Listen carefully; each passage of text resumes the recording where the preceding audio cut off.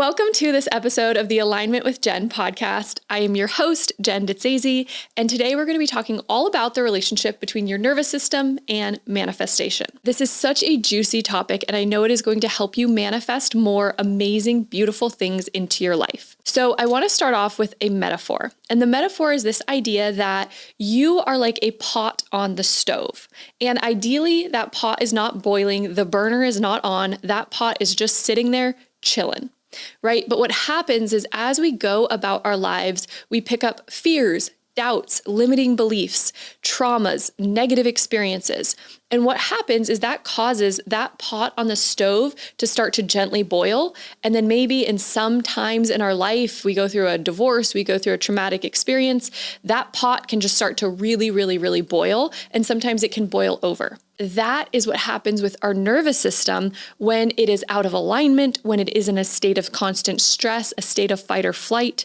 And it is difficult for us to manifest the things that we want when our nervous system is in that boiling state, right? Or is in the overheated state. We ideally want our nervous system to be in a really calm, tranquil place. Think of like a beautiful body of water, right? Maybe not a stormy ocean, a calm lake. That's ideally what we want.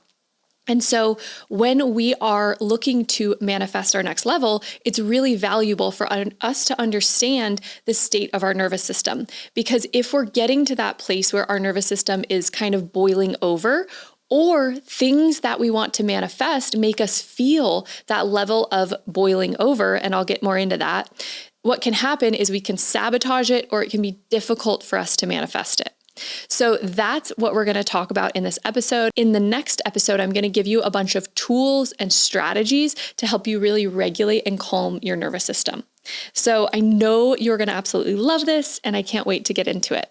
I want to just give this idea before we fully dive in that your nervous system is essentially the capacity that you can hold. It's essentially the capacity that you can hold.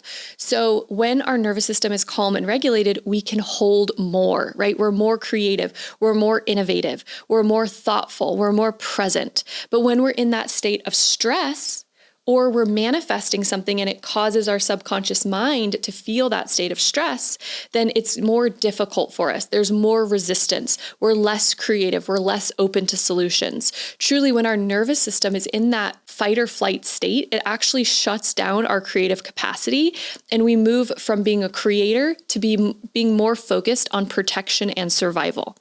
And that's what we're going to get into, and how do we live more in this creative nervous system state. I have this friend, and he's an insanely powerful manifester. He said that he will not think anything that he does not want because it will not manifest. And he was like, one time he's like, I won't think about a private jet very long. He's like, because I know it'll end up in my driveway. That's how powerful of a manifestor he is. And he said one thing that he always does is he always focuses on the state of his nervous system.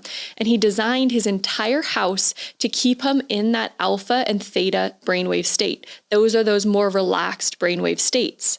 And so I think that's such a powerful way to think about this is when you are able to get into that more regulated nervous system, you're able to access those brainwave states where manifestation is easier. I've talked about this in other episodes, but the alpha and theta brainwave states are those creative states where you're more magnetic and you're able to draw things to you. Some people call it the wealth wave versus beta when we're in that analytical mind, that it's where we're stressed out. It's that boiling pot of water. It doesn't always have to be, right? There's levels of beta. High beta is like that boiling pot of water.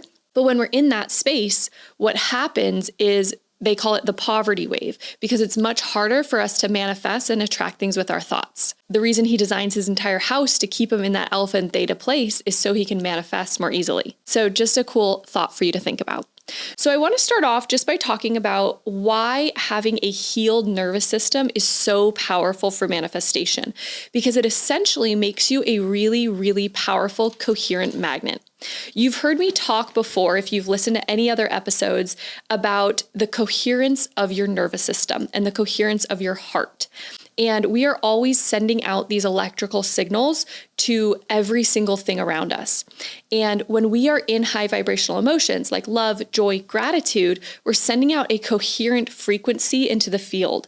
So what we attract is more coherence. And we do that from a regulated nervous system. When we are in flight or stress, our nervous system sends out a signal that looks like this. It's very jagged and messy. It attracts more chaos. It attracts more of the things that we don't really want. Difficulties, challenges. It literally shuts down the creative capacity of our brain. Having that healed nervous system, having that ability to stay in that regulation, that calm place, is going to allow you to draw in more of the experiences that you want to have, more of the love, the joy, the fun, the creativity that you want to create, rather than stress is going to attract more things to be stressed about. I want to talk a little bit about what the nervous system really is before we get deeper into this topic. The nervous system essentially has two different modes that you can think of. It has the sympathetic and the parasympathetic. Sympathetic is what people refer to as that fight or flight. It was originally designed for more primitive times in the human experience, when we would have a threat like a lion or a bear or some type of predator that was actually chasing us. Nowadays, that's very, very, very rare, especially in developed countries. That is not as useful of a system anymore. And what happens nowadays is that sympathetic nervous system gets switched on, and it's difficult for it to get switched off. Because what would happen is, let's say back in the day, we had a threat of a lion, we would outrun that lion, ideally, right, if we're still alive. Typically what the nervous system would do is discharge in some way. So it would shake, it would release, it would do something to release those stress chemicals, those stress hormones. When a deer is chased by a hunter and escapes, that deer will literally flop on the ground and start to shake. That's to release that stress, to release that trauma. So that way it's no longer living in the psyche.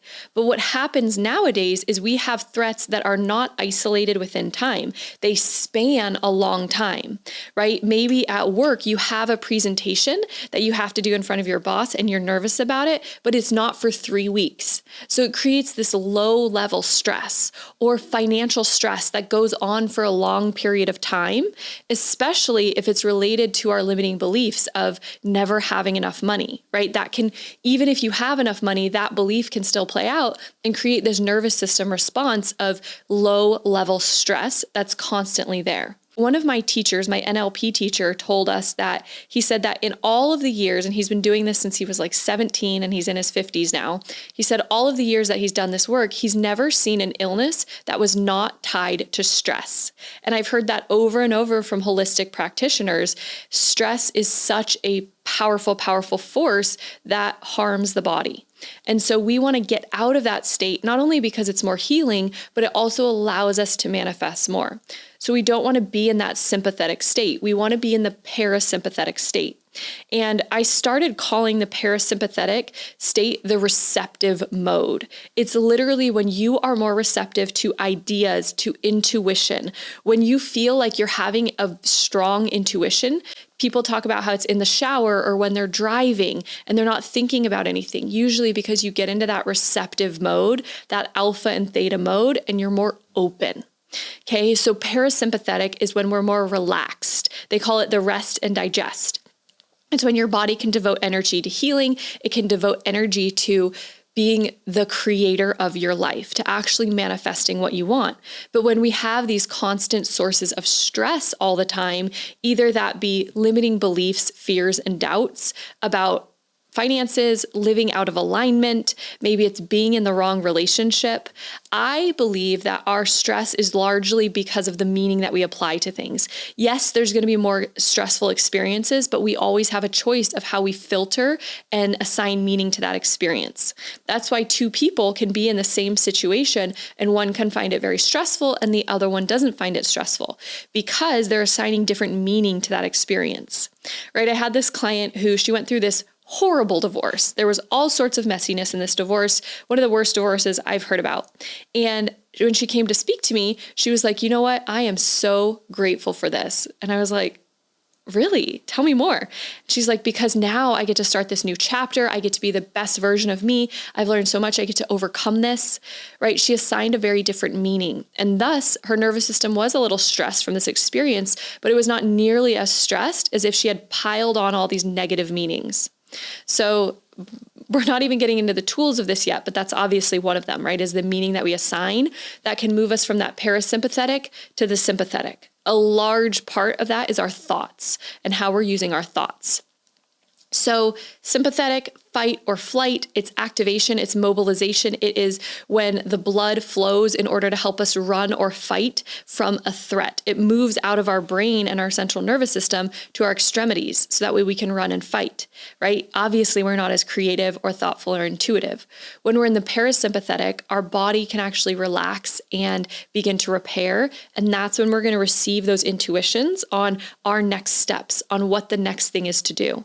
This is something I find so interesting, is that with my clients, I've seen so many of them go through my program, and my program massively calms your nervous system because we clear out so many emotions and fears and doubts. And so many of them, their intuition just gets so much stronger, where they just know what to act on. They know what to call in. They have these things just drawn to them because they're not in that sympathetic state anymore. They're in that parasympathetic state. And that's what's possible for you. I know if I'm in that parasympathetic state, I'm not going to try to figure something out because I'm like, I literally am running on one cylinder instead of 8 cylinders. I'm running on diminished capacity. So what I typically will do, I did this the other day, I was feeling stressed about something. And so I went to this energy healing place that is where I live, and you can go and you sit and it's really super, super relaxing because I knew I couldn't solve the problem from that. And then I left and I had the solution. I moved myself in order to get that solution. So that's the second thing I wanted to mention. The third thing I want to mention is that nowadays there's really this difference between real danger and perceived danger. And a lot of our stress comes from perceiving danger where there may not actually be danger, right? Real danger is things like I might actually, get bit by a stray dog on the street, right? Or walking to your car alone at night. I feel like that can be actually dangerous, right? For a woman. So there's these moments where we're going to actually have real danger. But a lot of what we experience in modern society is perceived danger. So an example of this would be social media. So many people come to me and they're like, I really want to grow on social media, but I'm so scared of it, right? Is there anything really bad? Is that actually life-threatening? No, it's not. Posting a reel on Instagram is not. But to our subconscious mind, it feels like that. And that's a lot of the fears we deal with in modern society. Sometimes it could be getting a text message from someone you didn't want to get a text message from, and it stimulates your nervous system, and it can create that sympathetic nervous system response. Or an email from your boss. My friend told me she got an email the other day, and it was just from her boss, and it said, "Can we talk today at 3?" And she said the whole rest of the day, she was convinced she was going to be fired, right? That is perceived danger because it's not actually physically dangerous, right? But now in modern society, those are the kinds of dangers we experience, and they create a more prolonged experience on the nervous system. I want to talk about the 4 typical different responses that the nervous system has, because this can be really helpful for you to understand how your nervous system is responding with what you're manifesting. Because our nervous system is going to be the first thing that actually blocks us from manifesting what we want. Our nervous system and our subconscious mind work faster than our conscious mind. So that's why I can say that I want to post on social media, but if subconsciously I'm terrified of what my best friend from middle school is going to think, right? Or what people online are going to comment, I might have a nervous system response that blocks me from doing that. I see this so often with my clients with money, with relationships. So this is going to give you a really helpful little system. So the first one is flight. It's where when we experience that nervous system response where we think something is a threat, we will actually remove ourselves from it. So flight might look like trying to control your way out of a situation, trying to control the situation in order to be safe, right? It's like showing up, it's fighting against whatever you're experiencing. So this, for a lot of people, could actually look like overworking or over-controlling because we're trying to get control over a situation, right? Have you ever, when you're stressed, you're just like, I just need to work, right? That's the fight response of your nervous system. There's a fear that you're trying to overcome. And so noticing when you have these things come up for you can be so insanely helpful. It can look like micromanaging, right? Making sure that everything has to be a certain way. I had this friend who would really, really micromanage her home. So anytime you'd go over, like if you put something where she didn't want it, she'd get really upset. And that is a fight response, right? There's something beneath the surface that needs to be dealt with. Another fight response that I think can be very sneaky is always feeling like you need to fix or improve or become better. This can show up as like this mindset of like always needing to fix, improve, or optimize, like nothing is ever good enough. Think of fight as like you are trying to resist against what is. So if you are manifesting more money, but you feel like you can't relax, right? You feel like you're always overworking. That's your nervous system's response to it. So noticing in the areas where you feel like your manifestation is blocked, how is my nervous system showing up? And what can I actually do to create safety in that experience? Because that's what the nervous system's entire goal is to feel safe and to keep you safe. So we don't counteract these behaviors by fighting harder, by overworking more. We counteract them by creating safety. Right? Like I did, I went to the energy healing place because I was like, I am feeling stressed. I know I'm reduced capacity, so I need to create safety. And the thing to know about fight is it's not very compatible with receiving, right? If we're fighting, we're literally actively resisting something in life. And so when we want to get into that receptive mode to receive, which is what manifestation is, it's about receiving the things that we want, then we have to get out of that fight mentality because we're pushing against life. We're not allowing life to naturally flow. Then we have flight. So flight is this idea that if I run fast enough, I can avoid this threat. Some people are going to be like, oh yeah, that's me. Think of this as like avoidance, totally avoiding something, constantly trying to stay busy, overscheduling yourself, restlessness, scrolling, right? Going to do something to avoid how you're actually feeling, how your nervous system is actually feeling and resolve that true emotion that's underneath. It can be numbing. It can be never actually finishing something. So I just talked to a client recently and she wants to be a screenwriter. And she said that for the past 5 years, she's always avoided ever making progress past a certain point. That's flight. That's her nervous system's like tapping a certain capacity. And it's like, okay, this is our boiling point. This is where it gets really uncomfortable. We've reached the point that feels comfortable and it's going to start to flight. It's going to bounce. This can look like jumping from idea to idea. I see this so much in people who, especially in business, right? As business starts to get hard, I see this in myself actually, as I'm saying this. As business starts to get hard, they jump from thing to thing to thing to thing, rather than actually sticking with something when it gets difficult. People do this in relationship, right? They do this in relationship when they're constantly looking for new, more exciting relationships, rather than actually showing up for the deeper work and that deeper level of intimacy. And the thing with flight as well is it also makes receiving difficult because you are literally avoiding the thing that needs to be healed in order to move to that next level. It's like, let's say what you want to manifest is in the middle and you're just dancing around it, right? You're never actually anchoring in and allowing yourself to move to that next place. Then we have freeze. So freeze is literally the shutdown, right? You can think of this as you want to start your business, but you're literally just can't get yourself to do it. You're sitting on the couch scrolling through your phone, or you want to start dating and you just open the dating app and literally don't do anything, right? You just cannot get yourself to take any of the actions that would move you toward what you want because your system doesn't feel it's safe. These are all ways that your system protects you from a perceived threat. Typically nowadays, that threat is perceived, right? It is an unconscious fear that we have picked up somewhere along the way. Freeze can look like overthinking, right? Just constantly staying in this thought process. One of my friends told me recently, she heard about someone who was using AI and he was basically just using it all day, talking to ChatGPT all day and going in these loops and staying in these loops, right? Never taking the actions, but kind of staying in these loops, right? That's the freeze response. When we're not making any momentum forward and we're just kind of like, laying in bed on your phone. So I have this client, this was a couple of years ago, and she's a really well-known author. And she released a new book. And she said that the day that she released that book, she was so terrified of the response from the press, of the response on social media, the response from people, that she couldn't get out of bed.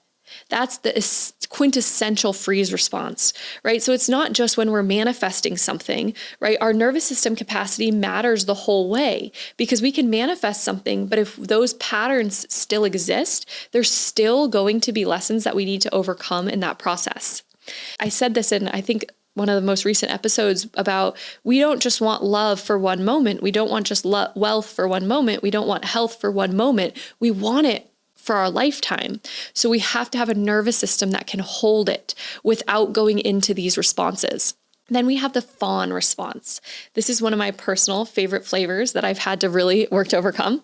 So it's, if I please you, I will stay safe. And this is the classic people pleaser, right? Not speaking up for yourself, over giving, always saying yes, even when you want to say no, because you're just like, okay, if I can just be quiet, stay in the corner, no one's going to notice me and I won't disrupt it and I will be safe. I'll be protected. It's undercharging, right? It's not really sharing content that actually activates anyone because you don't really want to rock the boat. You don't want to experience any of that discomfort. It's having weak boundaries.